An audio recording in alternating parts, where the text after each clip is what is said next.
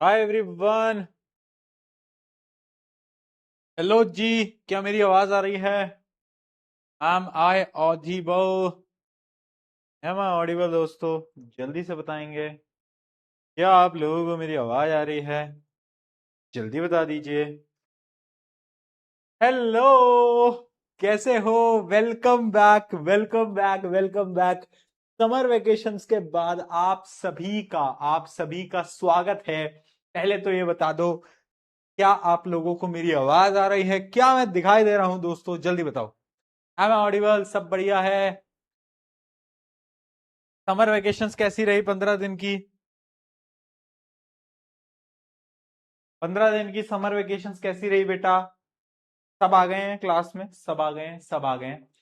Yes yes yes yes yes. कैसी रही summer vacations? कैसी रही? सब बढ़िया रहा? समर कैंप, तुमने समर कैंप देखा था क्या? अच्छा, कुछ बच्चों का डाउट है, जैसे कि एक बच्चा पूछ रहा है, भैया जो एंटी सैट है उसका रिजल्ट कब आएगा? तो एंटी सैट का जो रिजल्ट है वो मेरे हिसाब से वेडनेसडे या फिर थर्सडे तक आपका आ जाएगा। ठीक है। अभी कुछ दिन रुक जाओ, 2-3 दिन, एक साथ रिजल्ट आएगा, है ना? तब आपको आपकी रैंक्स दिख पाएंगी। बट बहुत सारे बच्चों ने पेपर दिया है, मतलब हजारों में बच्चों ने पेपर दिया है। तो आपकी क्या रैंक आएगी वो उस पर पता चलेगा। राइट, बट फिर भी आप सबने वो पेपर दिया है, बहुत अच्छी बात है। तुम सबने अपना बेस्ट लगाया, बहुत अच्छी बात है। I am proud of you. Rank चाहे जो भी आती है, कुछ बच्चों को प्राइजेस मिलेंगे, कुछ को नहीं मिलेंगे, but better luck next time. But याद रखना कि ये जो तुमने एफर्ट लगाया, ये जो तुमने मेहनत लगाई, एटलीस्ट इससे तुम्हें ये पता चलेगा कि तुम स्टैंड कहां करते हो, तुम्हें कितनी और मेहनत लगाने की जरूरत है। राइट। तो वो तुम्हें पूरा मिल जाएगा।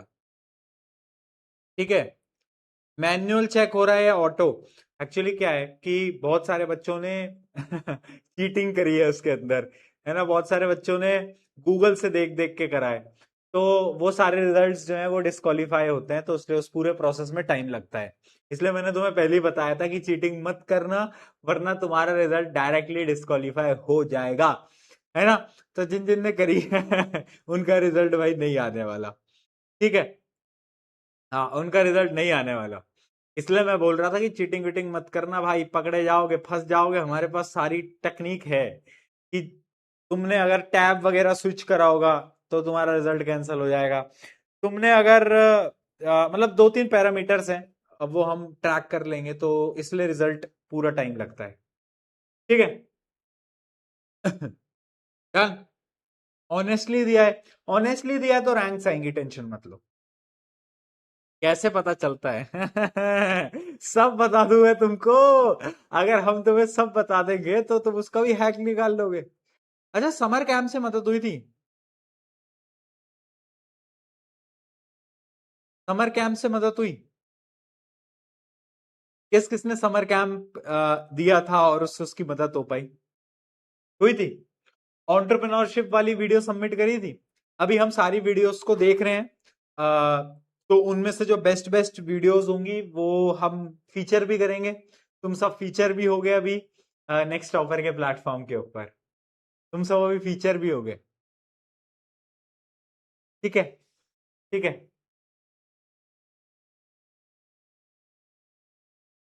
चलो। चलो, बहुत बढ़िया।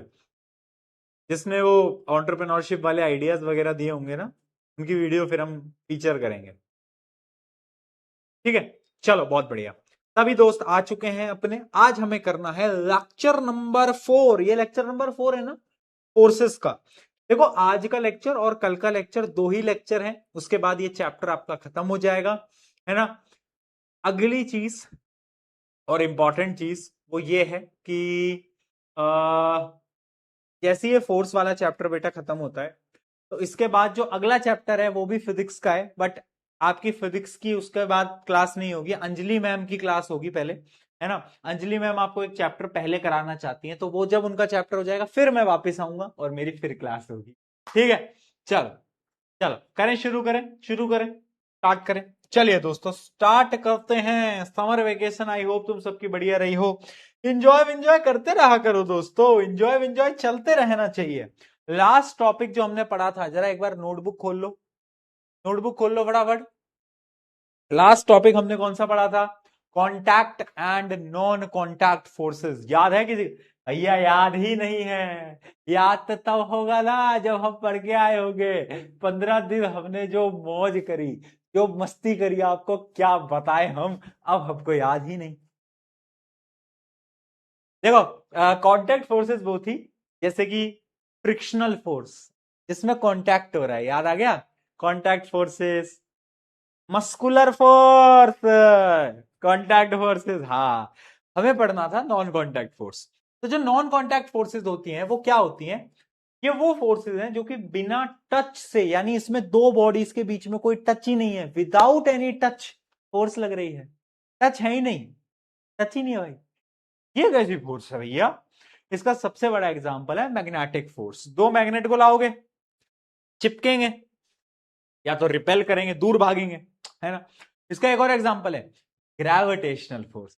मैंने शुरू में बताया भी था ग्रेविटेशनल फोर्स क्या है। अगर मैं इस पेन को छोड़ूंगा तो पेन नीचे आएगा। क्यों आया? क्योंकि अर्थ जो है, जो अपनी पृथ्वी है, जो अर्थ है, वो ग्रेविटी से नीचे खींचता है। उस फोर्स को हम क्या बोलते हैं? ग्रेविटेशनल। याद है? अरे भूल गए ना? सब भूल गए, मुझे सब पता है। सब भूल गए हो तुम यार, ऐसे मत करो। देखो, some forces can act even when object do not touch each other. These are called non-contact forces. है ना? तो इसके डेफिनेशन क्या है?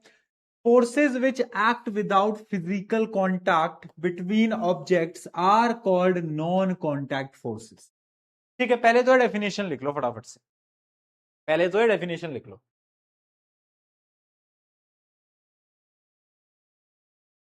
पहले तो डेफिनेशन लिख लो, फिर मैं आगे आता हूं।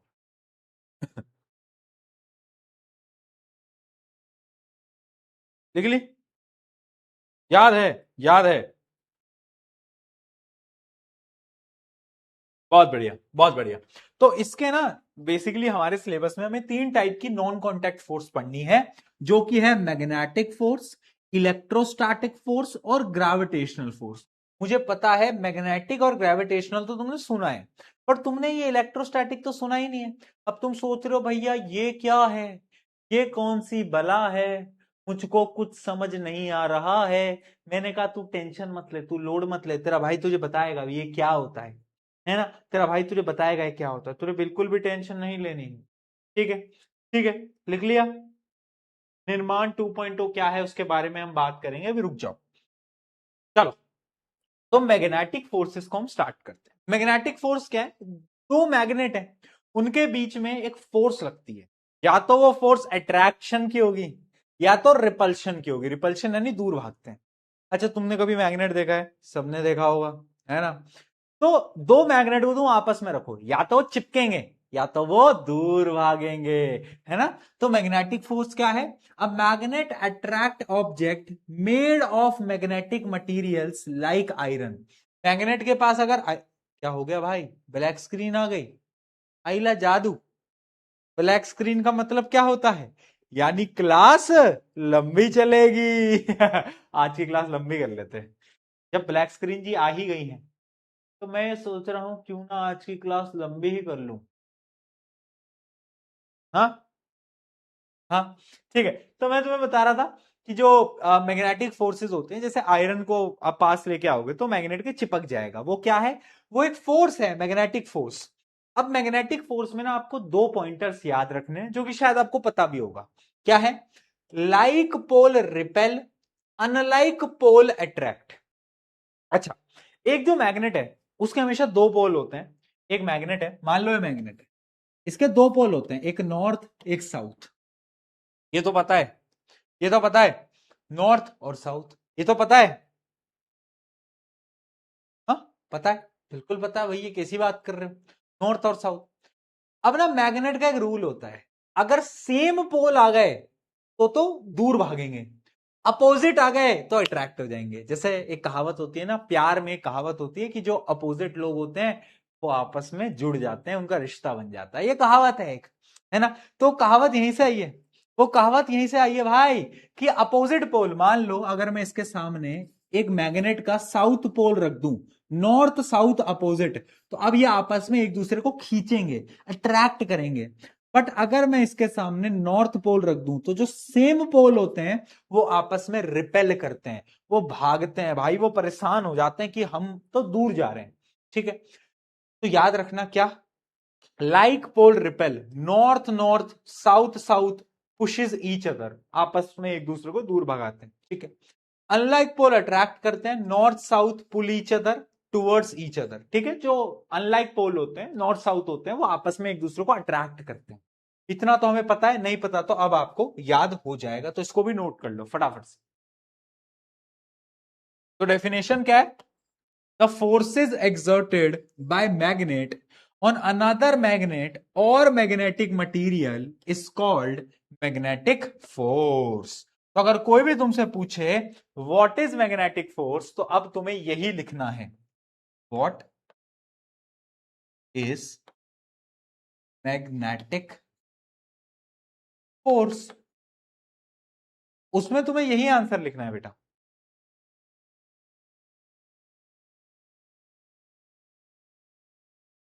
डन।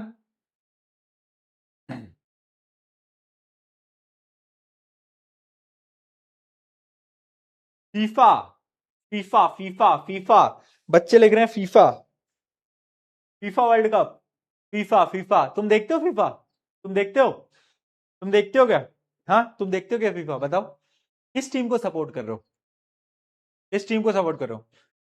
देखो, फीफा वर्ल्ड कप स्टार्ट हो चुका है और मेरी बस एक ही दुआ है कि इस साल प्लीज, इस साल प्लीज उस इंसान को ट्रॉफी जिता दो जिस इंसान के नाम पे ना जाने कितने रिकॉर्ड्स हैं, जिस इंसान के पास अपने करियर की हर एक ट्रॉफी है, सिर्फ एक ट्रॉफी को छोड़ के, क्योंकि ये फीफा और उसका ये आखिरी साल है, ये आखिरी वर्ल्ड कप है, इसके बाद वो इंसान हमें फीफा खेलते हुए नहीं दिखेगा। मैं बात कर रहा हूँ CR7 यानी क्रिस्टियानो रोनाल्डो और उनकी टीम पोर्टुगल। यार अगर इस साल उस इंसान के हाथ में मैंने ट्रॉफी नहीं देखी ना, तो भाई मैं रो दूंगा यार, मैं रो दूंगा, मेरे इमोशंस बाहर निकल जाएंगे। मतलब सोचो 2026 में आरसीबी जीती और बस एक बार रोनाल्डो के हाथ में वो ट्रॉफी दिख जाए, तो भाई मैं ना शांति से ये जीवन त्याग दूंगा। मतलब खुशी मिल जाएगी, यही है खुशी भाई, मतलब मेनली लड़कों की यही खुशी होती है, वो जीवन में चाहते हैं उनकी जो फेवरेट टीम है वो जीत जाए। इस साल बस उस इंसान के हाथ में वो ट्रॉफी मिल जाए तो बस, बस बस बस, और कुछ नहीं चाहिए। और अगर बाई चांस उस इंसान को ट्रॉफी नहीं मिलती, तो भाई फिर नेमार का भी आखिरी वर्ल्ड कप है, नेमार की टीम को जिता दो, मैं उस इंसान के हाथ में भी ट्रॉफी देख के खुश हो जाऊंगा। इन दोनों के अलावा और कुछ नहीं चाहिए मुझे, बस या तो ये या तो ये, बस मेरा फीफा सक्सेसफुल हो जाएगा। बस यार, है ना। तुम भी किसको सपोर्ट कर रहे हो?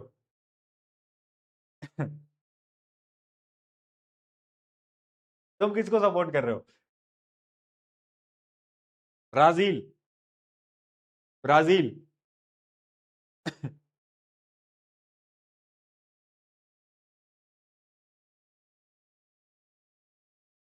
ठीक है, नोट हो गया, पोर्टुगल।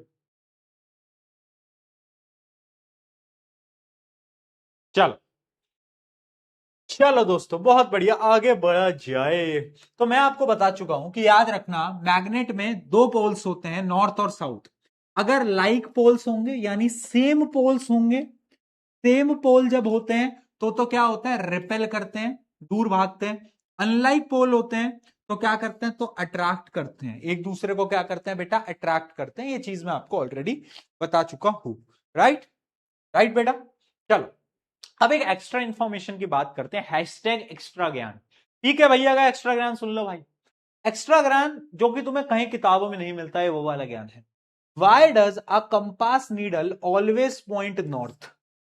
अगर तुम्हारे पास कोई कंपास हो, वैसे आजकल कंपास होता नहीं है, बट अगर तुम देखोगे तो वो जो कंपास निडल है वो हमेशा नॉर्थ पोजीशन को दिखाता है और साउथ को दिखाता है, ऐसा क्यों?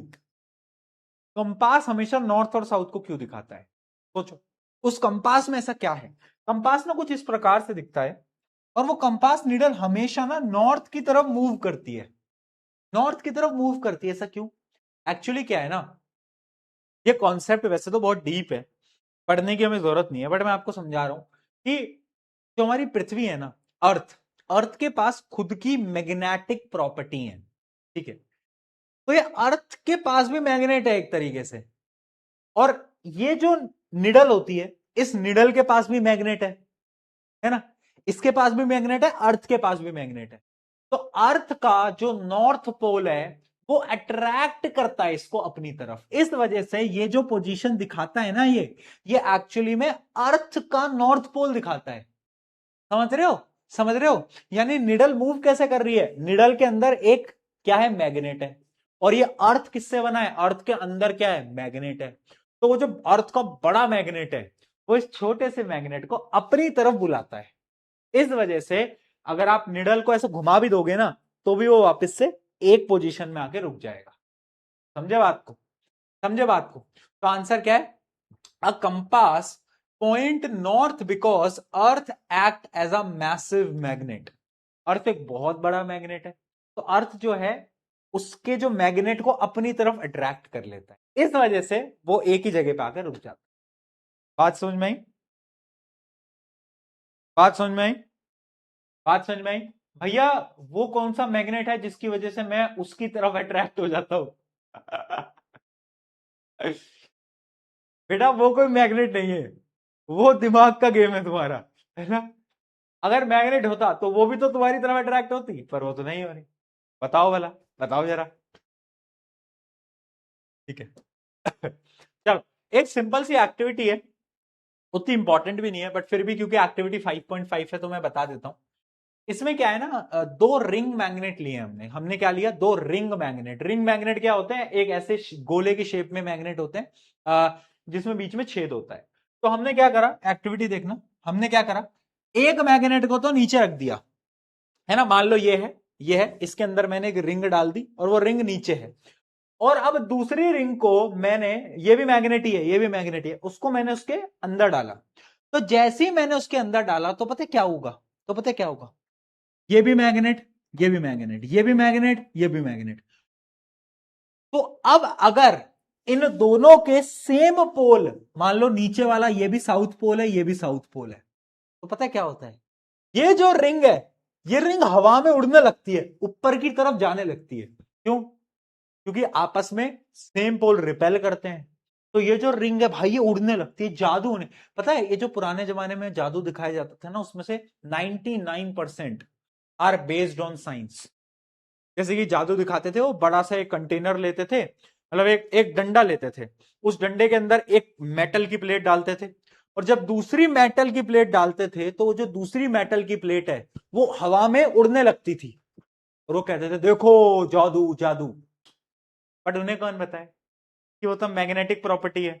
अगर ये भी मैग्नेट है, ये भी मैग्नेट है, और दोनों के पोल सेम है, तो दोनों पोल रिपेल करेंगे, और जब दोनों पोल रिपेल करेंगे तो जो ऊपर वाला है वो हवा में ऊपर जाने लगेगा, वो ऊपर की तरफ जाने लगेगा।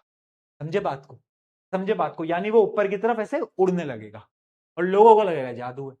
तो फिर वो जादूगर स्मार्ट भी होते हैं, तो पता क्या करते हैं, वो कहते हैं कि ये जादू सिर्फ मेरे से हो रहा है, अब तुम फूक मारो, तुम फूक मारो, और अब वो नीचे गिर जाएगा। तो वो पता क्या करते हैं, अब इस मेटल प्लेट को बाहर निकालते हैं, अब इस मेटल प्लेट को घुमा देते हैं, उल्टा कर देते हैं। देखो, अगर पहले नीचे साउथ पोल था, तो ऊपर कौन सा पोल होगा, ऊपर होगा नॉर्थ पोल, आया ना। अब अगर मैंने इसको उल्टा कर दिया, तो अब नीचे आ जाएगा नॉर्थ पोल, है ना। तो अब मान लो ये साउथ पोल की जगह नीचे आ गया नॉर्थ पोल, और इस वाले के पास तो साउथ पोल ही था, तो नॉर्थ और साउथ अब आपस में अट्रैक्ट करेंगे। तो अब जैसे ही ये नीचे आएगा तो ठक करके उससे चिपक जाएगा ये। समझे बात को? तो ऐसे जादू दिखाते हैं, है ना। बोलते हैं कि देखो मैंने एक मंत्र पढ़ दिया, उस मंत्र से उड़ने लगा, और जैसे उस रिंग को उल्टा करा अब चिपकने लगा। तो this is all about science, this is the magnetic force. बात समझे? तो इस एक्टिविटी में आपको यही करना है, इस एक्टिविटी में आपको यही करना है। ठीक है? ठीक है, तो इसकी ऑब्जर्वेशन देख लो। Observation, When like pole faces each other, upper magnet may stay floating, यानी अपर मैग्नेट हवा में उड़ता रहेगा, फ्लोट करता रहेगा, because magnet repel each other, repel करने लगेंगे। पर जब हमने उल्टा कर दिया, when unlike pole faces each other, the magnet attract each other, वो एक दूसरे को अट्रैक्ट करते हैं और वो नीचे आके चिपक जाता है। तो इससे कंक्लूजन क्या हमें मिलता है? Magnet can apply forces on other magnet और magnetic material without touching it. यानी इससे हमने ये सीखा कि ये जो मैग्नेटिक फोर्स है ये एक टाइप की नॉन कॉन्टैक्ट फोर्स है। क्या है ये है नॉन कॉन्टैक्ट फोर्स, क्योंकि विदाउट टचिंग ये क्या है, फोर्सेस लग जाती हैं। अगर समझ में आया तो चैट में, तुम्हें पता ही है तुम्हें क्या लिखना है, तो लिख दो यार।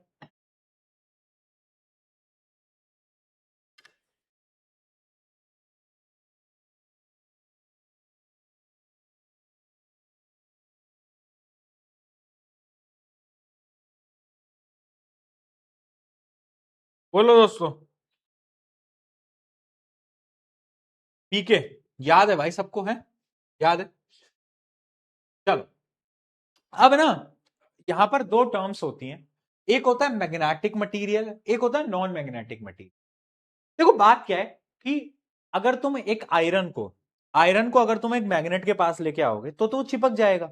बट अगर मैं एक प्लास्टिक को, ये प्लास्टिक है मान लो, है ना, ये प्लास्टिक को अगर मैं इसके पास लेकर आऊं तो प्लास्टिक तो मैग्नेट से नहीं चिपकता। ऐसा क्यों? क्योंकि कुछ मटेरियल जैसे कि आयरन वो होते हैं मैग्नेटिक मटेरियल, यानी इनके अंदर कुछ ऐसा होता है कि ये आयरन मतलब ये मैग्नेट से चिपक जाते हैं। बट कुछ मटेरियल होते हैं नॉन मैग्नेटिक मटेरियल जो कि आयरन से मतलब जो मैग्नेट से कभी चिपकते ही नहीं है। ठीक है, तो मैग्नेटिक मटेरियल क्या है?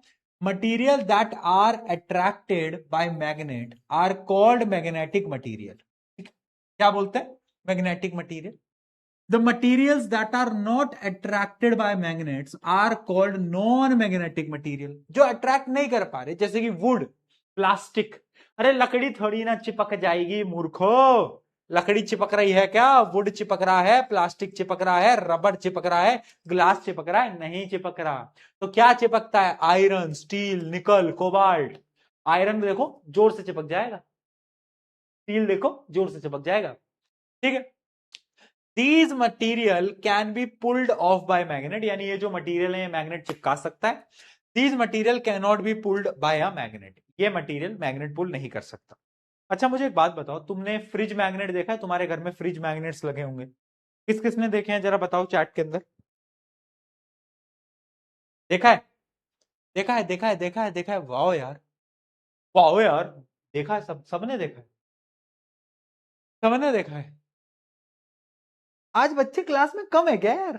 अच्छा समर वेकेशन के बाद अभी नींदों में होंगे, अभी वो फ्लो टूट गया ना पढ़ाई करने का। हाँ तो वो जो तुमने फ्रिज मैग्नेट देखा है, वो मैग्नेट करता क्या है? वो जो फ्रिज मैग्नेट होता है एक्चुअली उसके पास, उसके पीछे एक मैग्नेट होता है। और जो फ्रिज होता है वो फ्रिज किससे बना है तुम्हारा? स्टील से बना होता है फ्रिज। तो जो मैग्नेट होता है वो स्टील पे चिपक जाता। समझ गए? अगर आपका जो फ्रिज है वो वुड से बना होता, लकड़ी से बना होता, तो कभी नहीं चिपकता, तो कभी नहीं चिपकता। ठीक है, चलो चलो दोस्तों आगे बढ़ा जाए। अब आती है अगली फोर्स की बारी। मैग्नेटिक फोर्स खत्म हो गई है, अब है इलेक्ट्रोस्टैटिक फोर्स। ये क्या होता है? क्या किसी को पता है?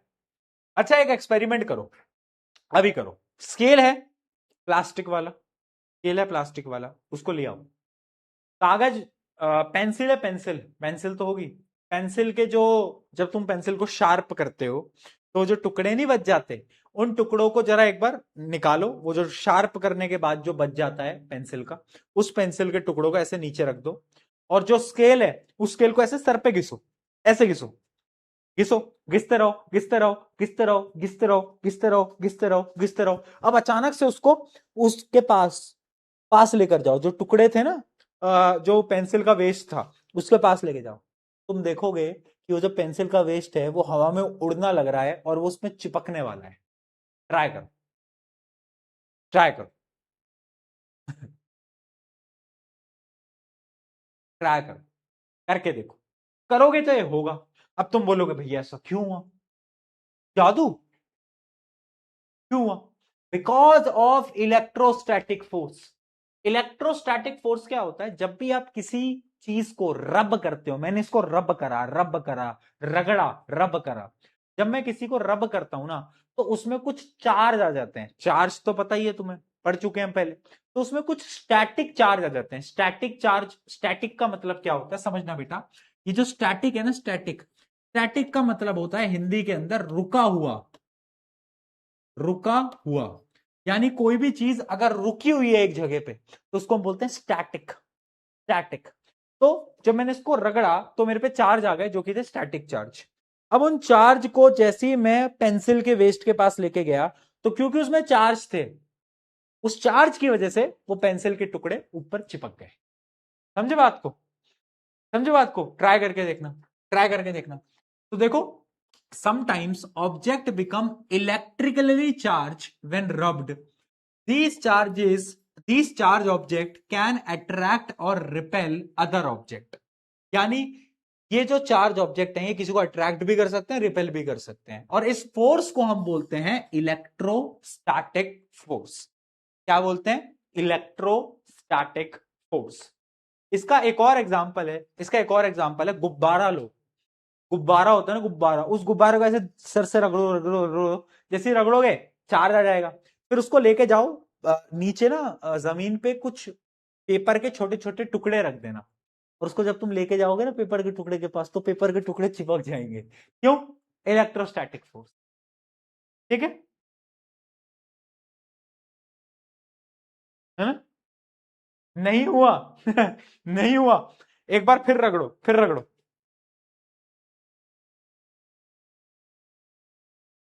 फिर रगड़ो भाई। ठीक है, तो इसकी यही वाली एक्टिविटी है जो मैं आपको स्केल वाली बता चुका हूं। ये वही वाली एक्टिविटी है। तो इसको एक बार रीड कर लेना, इसको तुम रीड कर लेना और अपने नोट्स में लिख लेना, है ना? इसको रीड कर लेना और अपने नोट्स में भी लिख लेना। ठीक है। बट सवाल ये है कि भैया ये सब होता क्यों है? और क्वेश्चन यही पूछा जाता है, क्वेश्चन ये मेनली ये पूछा जाता है कि what is electrostatic force. Definition तो मैंने बताई दी। और फिर आता है कि व्हाई डज दिस हैपन, यानी ये होता क्यों है। तो इसका आंसर समझ लो। When a plastic scale is rubbed with a polythene, static charge is built up। यानी चार्ज आ जाते हैं। स्टैटिक का मतलब रुका हुआ चार्ज, चार्ज आ गया। The rubbed scale become charge object, यानी अब उसमें चार्ज आ चुका है, वो चार्ज ऑब्जेक्ट बन चुका है। This charge object attract small paper pieces without touching them. यानी बिना टच करे वो कुछ पीसेस को अपनी तरफ अट्रैक्ट कर लेगा। ठीक है, ठीक है। भैया नोट्स का टाइम दे दो यार। ऐसा करो कि नोट्स ना तुम अभी आज वाले जो नोट्स हैं वो तुम बाद में ही बना लेना, अभी नोट्स मत बनाओ, क्योंकि होगा क्या कि टाइम वेस्ट होगा, और टाइम अपने पास थोड़ा कम है। ठीक है, तो नोट्स तुम बाद में बना लेना। ओके जी, बना लोगे ना बाद में? बना लोगे ना? चलो, तो अब आते हैं व्हाट इज स्टैटिक चार्ज। अब बच्चे पूछेंगे भैया स्टैटिक चार्ज क्या है? मैंने पहले ही बताया, रुका हुआ चार्ज। ठीक है। when two object made of certain material are rubbed together, electrical charge build upon them surface। these charges are called static charge because they do not move। यानी वो मूव नहीं करते, इसलिए स्टैटिक, स्टैटिक रुका हुआ है ना। जब दो चीजों को रगड़ोगे चार्ज आता है, उस चार्ज को हम स्टैटिक चार्ज बोलते हैं। क्यों बोलते हैं? क्योंकि मूव नहीं करते, चार्जेस रुके रहते हैं एक जगह। ठीक है, तो ये होता है हमारा स्टैटिक चार्ज, है ना। चार्ज ऑब्जेक्ट क्या होता है? When a object that gets static charge, यानी एक ऑब्जेक्ट, जैसे बैलून को जब मैंने रगड़ा तो वो बैलून के ऊपर चार्ज आ गया, तो अब मैं उसको क्या बोलूंगा? अब मैं उसको बोलूंगा चार्ज्ड ऑब्जेक्ट। यानी भैया इसके पास चार्ज है, इससे बच के रहना पड़ेगा वरना दिक्कतें हो जाएंगी। समझ में आया? समझ में आया? बताओ, बताओ। चार्जेस दो टाइप के होते हैं, पॉजिटिव और नेगेटिव, है ना। पॉजिटिव चार्ज भी आ सकता है और नेगेटिव चार्ज भी आ सकता है। अब यहां पर भी ना बेटा कॉन्सेप्ट सेम है। जैसे north north pole, same pole repel करते थे, अपोजिट पोल अट्रैक्ट करते थे। यहां पर भी सेम है। अगर दो पॉजिटिव चार्ज आपस में आएंगे तो रिपेल होगा, बट अगर एक पॉजिटिव एक नेगेटिव अपोजिट चार्ज आएंगे तो अट्रैक्ट होगा। सेम कॉन्सेप्ट है, कॉन्सेप्ट बदलेगा नहीं। ठीक है। Like charges repel, unlike charges attract. सब कुछ सेम है भाई, कुछ नहीं बदल रहा। जैसे मैग्नेट था वैसे इलेक्ट्रोस्टैटिक फोर्स है। वहां नॉर्थ साउथ पोल होता था, यहाँ पॉजिटिव नेगेटिव चार्ज हो रहा है, बस सेम है। ठीक है बेटा, समझ में आ रहा है? ठीक है, अगर ये सब समझ में आया तो जरा चैट में पीके लिख दो। ये भी वो बैलून वाला एक्सपेरिमेंट है, ये भी वो बैलून वाला एक्सपेरिमेंट है।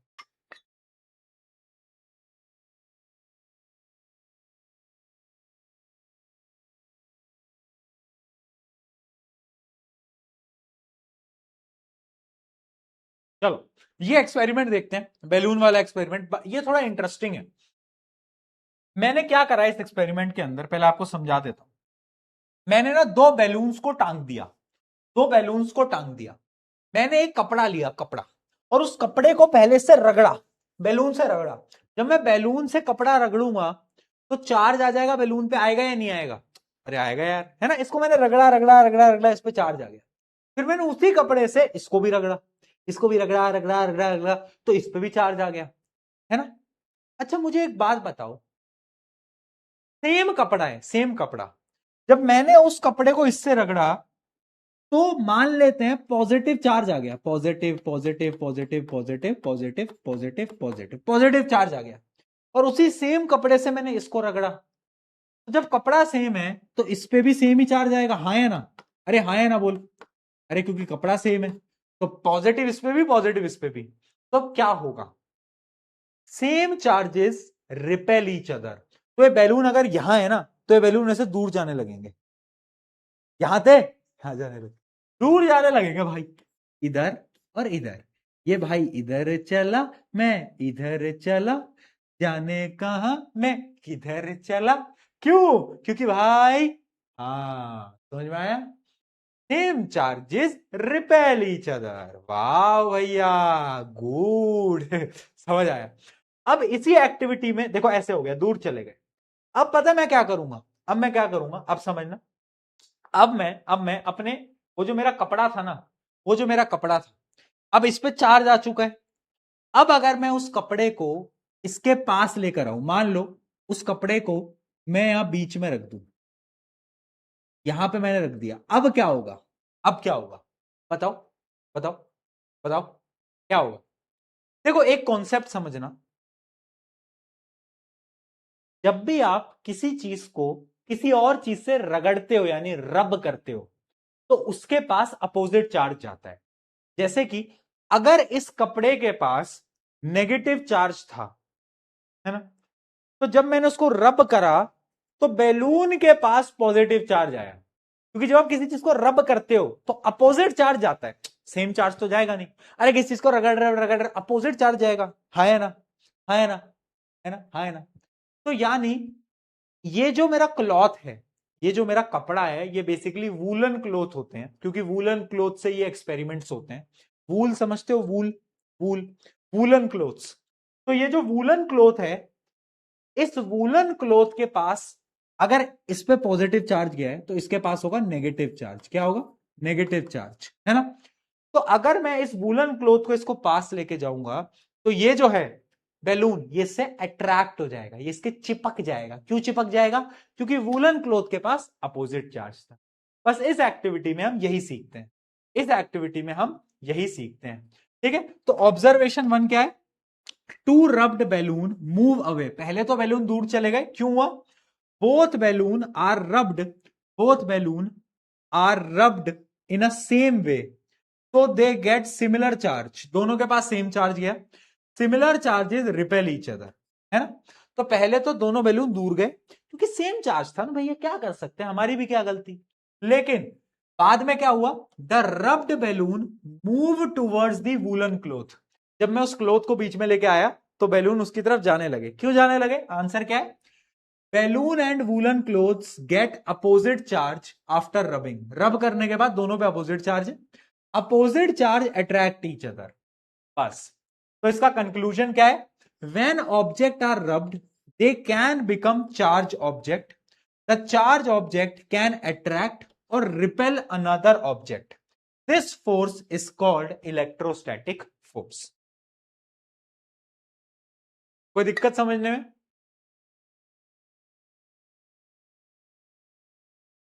यानी इसमें ऐसा सच कुछ है नहीं। जब आपने जो हमारा क्लॉथ था, वूलन क्लॉथ था, उससे हमने उसको चार्ज दिया तो मान लो दोनों के पास सेम चार्ज आ गया तो दूर चले गए। पर जब मैं वूलन क्लॉथ को बीच में लेके आया तो वूलन क्लॉथ पे अपोजिट चार्ज था, तो अब बैलून उससे चिपक गया, बस।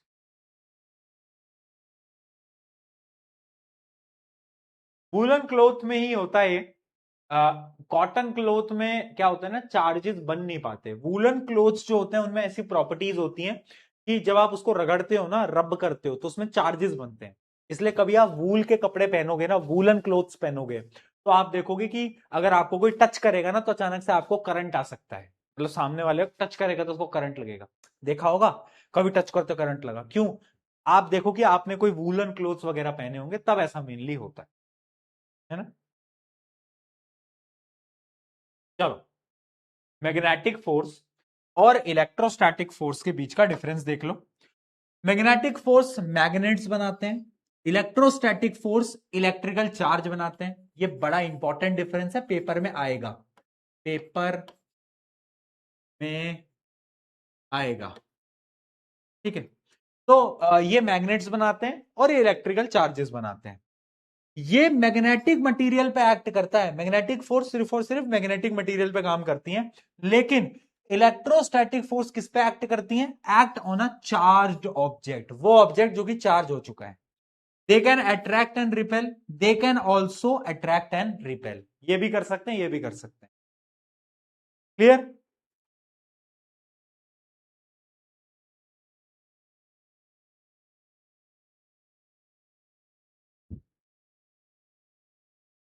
बताओ, कोई दिक्कत?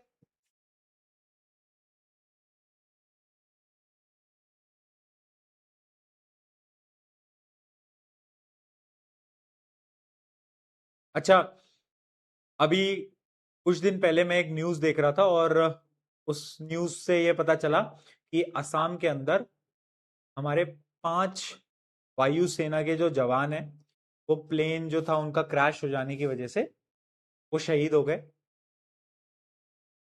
है ना। और वो न्यूज देखकर मुझे ऐसा लगने लगा कि बहुत लोग हैं ना सोशल मीडिया पे जो कि ये बोलते फिरते हैं कि आर्मी में क्यों ही जाना है, एयरफोर्स में क्यों ही जाना है।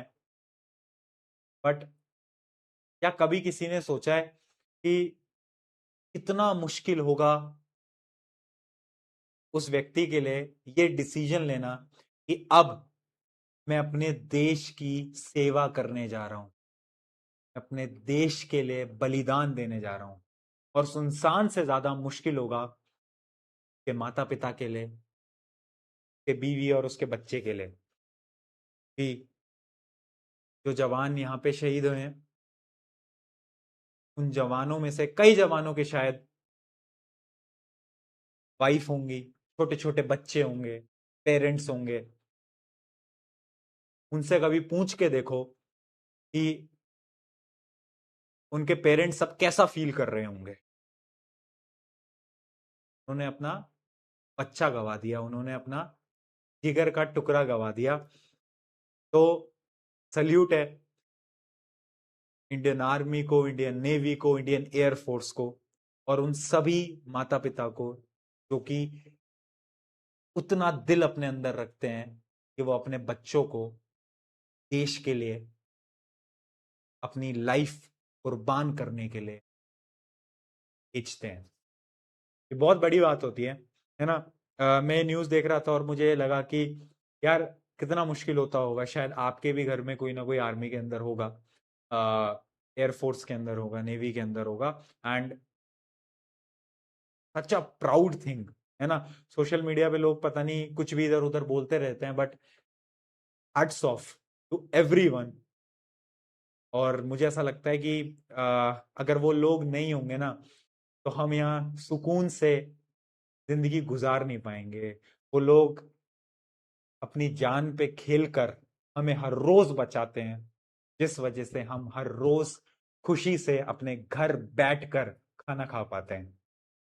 तो so grateful and so thankful उन सभी पेरेंट्स के लिए जो कि अपने बच्चों को इतना हार्डशिप के साथ, इतने भारी दिल के साथ देश की सेवा करने के लिए भेज, है ना। तो ये चीजें मैं देखता हूँ तो मुझे ऐसा लगता है कि यार आ, लोग सोशल मीडिया पे मजाक बनाते रहते हैं, कुछ भी करते रहते हैं, बट भाई जिनके घर में एक्चुअली में कोई आर्मी में जाता है, एयरफोर्स में जाता है, नेवी में जाता है ना, वही समझ सकता है भाई असली पेन क्या है ना। वही समझ सकता है असली पेन, बाकी कोई नहीं समझ, कोई नहीं समझ। चलो ठीक है, आगे बढ़े। कुछ क्वेश्चंस का आंसर दोगे क्या यार? कुछ क्वेश्चंस का आंसर दोगे क्या? बताओ। Which object is attracted by a magnet? कौन सा ऐसा ऑब्जेक्ट है जो कि मैग्नेट अट्रैक्ट कर सकता है? इनमें से कौन सा है? Plastic, wooden, iron nail, rubber ball? बताओ। आयरन नेल भैया, ऑब्वियसली आयरन नेल कर सकता है। What happens when two north pole are brought together? अगर दो सेम पोल को ले आएंगे तो क्या होगा? डिडिंग डिडिंग डिडिंग डिंग डिंग डिंग डिंग। बहुत बढ़िया, रिपेल कर जाएंगे। What happens when a rubbed balloon is brought near small paper piece? अगर एक रब्ड बैलून को पेपर पीस के पास लाएंगे तो पेपर चिपक जाएगा। और रीजन क्या है? रीजन क्या है? Electrostatic forces. Electrostatic forces. Which of the following describes the nature of electrostatic force? Electrostatic force एक प्रकार की नॉन कॉन्टैक्ट फोर्स है, और वो अट्रैक्टिव भी हो सकती है और वो रिपल्सिव भी हो सकती है, दोनों हो सकती है। तो बताओ भाई, कौन सा ऑप्शन सही लग रहा है इसमें? जल्दी चैट के अंदर लिख के बता दो यार, ये तो इजी है। बताओ, बोलो। सी। सी लिखा है सबने? सी। चलो, बहुत बढ़िया। Why does a magnet pull iron nail towards itself? क्योंकि मैग्नेट जो है मैग्नेटिक मटेरियल को अपनी तरफ अट्रैक्ट या रिपेल करता है, और आयरन जो है वो एक मैग्नेटिक मटेरियल है, तो उसको वो अपनी तरफ क्या करता है? अट्रैक्ट कर लेता है। ठीक है, चलो आगे बढ़ते हैं। एक एक टॉपिक था यार जो कि मुझे तुम्हें पढ़ाना था, जो कि है ग्रेविटेशनल फोर्स। एक बार आ जाओ फटाफट से, ग्रेविटेशनल फोर्स देखते हैं। ग्रेविटेशनल फोर्स के बारे में वैसे मैंने जब ये चैप्टर शुरू करा था ना, पहला लेक्चर, उसमें ही मैंने तुम्हें बताया था, दो फोर्सेस के बारे में मैंने बताया था, एक था फ्रिक्शनल और एक था ग्रेविटेशनल। बट फिर भी वापस से बता देता हूं, ग्रेविटेशनल फोर्स क्या होती है। तो ध्यान से देखना, all object fall towards earth because of the earth pulls them. Earth उनको खींचता है। The force with which earth attract object towards itself is called gravitational force. यानी ये एक ऐसी फोर्स है जिस फोर्स की वजह से अर्थ किसी भी चीज को अपनी तरफ यानी जमीन की तरफ नीचे खींचता है। अगर ग्रेविटेशनल फोर्स नहीं होती तो आज मैं उड़ रहा होता भाई, मैं हवा में होता, तुम भी हवा में होते, अपन नीचे नहीं होते। ठीक है, ग्रेविटेशनल फोर्स। अब यहां पे कुछ सिंपल पॉइंट्स समझ लो। Gravity pulls object towards earth, यानी ग्रेविटेशनल फोर्स जो है हमेशा नीचे के डायरेक्शन में लगती है, कभी ऊपर के डायरेक्शन में नहीं लगेगी। ठीक है, gravitational force act without touching, ये भी एक नॉन कॉन्टैक्ट फोर्स है, so it is a non contact force. Gravity is always an attractive force, याद रखना, gravitational force is an attractive force. Repel नहीं करते, अट्रैक्टिव ही है ना, रिपेल नहीं होता।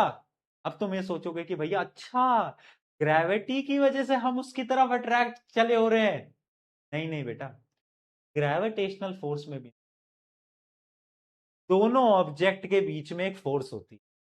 यहां पे तो सिर्फ तुम्हारे ही दिल में एक फोर्स है, सामने वाले के दिल में कुछ नहीं है। ठीक है, तो यानी ग्रेविटेशनल फोर्स हमेशा अट्रैक्टिव फोर्स होती है। ठीक है, इट नेवर रिपेल्स, कभी भी आप ऐसे नहीं देखोगे कि आदमी ऊपर जा रहा है एक आदमी नीचे ही आ सकता है। ग्रेविटेशनल फोर्स हमेशा नीचे लगती है, ऊपर नहीं लगती। ठीक है दोस्तों, ठीक है। ओहो, मेरे सर पे सेब गिर गया क्या? ये देख, मेरे सर पे सेब गिर गया क्या भाई? बताओ यार। ठीक है, तो इसके बहुत सारे एग्जाम्पल हैं, जैसे कि अगर आप किसी भी ऑब्जेक्ट को नीचे गिराओगे, ड्रॉप करोगे, तो जब आप नीचे गिराओगे ना तो देखोगे उसकी स्पीड बढ़ती जाएगी, बढ़ती जाएगी, बढ़ती जाएगी, बढ़ती जाएगी। क्यों बढ़ेगी? क्योंकि ग्रेविटी इसको खींच रही है भाई, तो इसलिए स्पीड नीचे गिरती है गिरते टाइम, है ना। When a object is dropped from height it move straight downward, वो नीचे जाता है। स्पीड इंक्रीजेस, स्पीड इंक्रीज होती है, क्यों होती है? ग्रेविटी की वजह से। अच्छा, अगर मैं किसी ऑब्जेक्ट को ऊपर फेंकूं, फॉर एग्जाम्पल मैं इसको ऊपर फेंकूं, बट ये नीचे ही आएगा, क्यों? क्योंकि ऊपर मैंने फोर्स से फेंका, बट ग्रेविटी बोलती है कि भाई नीचे चल, भाई नीचे चल, नीचे चल तू, तो ग्रेविटी उसको नीचे लेके जाती है। समझे बात? When object is thrown vertically upward it moves upward, वो ऊपर जाता है, उसकी स्पीड कम होती जाती है, कम होती जाती है, कम होती जाती है, एक पॉइंट पे वो रुक जाता है और फिर वो नीचे गिरने लगता है ना। तो स्पीड पहले डिक्रीज होती है, फिर एक समय पे वो रुक जाता है हवा में, then it changes direction and fall downward, और फिर उसके बाद वो ऐसे नीचे गिरने लगता है। समझे क्या भिड़ू? अरे चमक रहा है नहीं चमक रहा तुमको? अरे चमक रहा है नहीं चमक रहा? समझे कि नहीं भिड़ू? समझ गए? समझ गए? डन है बेटा, डन। डन। तो ये होती है आपकी क्या? Gravitational force. ये क्या होती है? ये होती है आपकी बेटा ग्रेविटेशनल फोर्स। ठीक है, अब कल हम इसके एक दो क्वेश्चन प्रैक्टिस कर लेंगे। ठीक है, ये होमवर्क क्वेश्चन है जो कि आप कल एक बार ट्राई करके आना, और कल हम इसको क्लास में डिस्कस कर लेंगे। ठीक है, कल आपका चैप्टर ऑलमोस्ट खत्म हो जाएगा क्योंकि नॉन कॉन्टैक्ट फोर्सेस भी हो चुकी हैं। अब कुछ आपके वेट, मास, दो तीन चीजें बची हैं, बायोंसी, दो तीन चीजें बची हैं, फिर आपका चैप्टर खत्म हो जाएगा। ठीक है, ये आपको होमवर्क क्वेश्चन है, ये आपको करके आना है। इसी के साथ आज की इस क्लास को करते हैं समाप्त। पहले मुझे ये बताओ कितना परसेंट आज की क्लास में तुम्हें समझ में आया, जल्दी बता दो।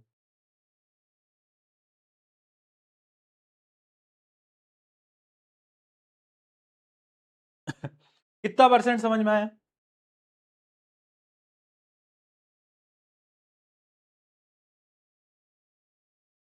निर्माण 2.0, बेटा निर्माण 2.0 जो है उसके लिए कुछ चीजें हैं, एक बार वो फाइनल हो जाती हैं तो मैं आपको बताता हूं।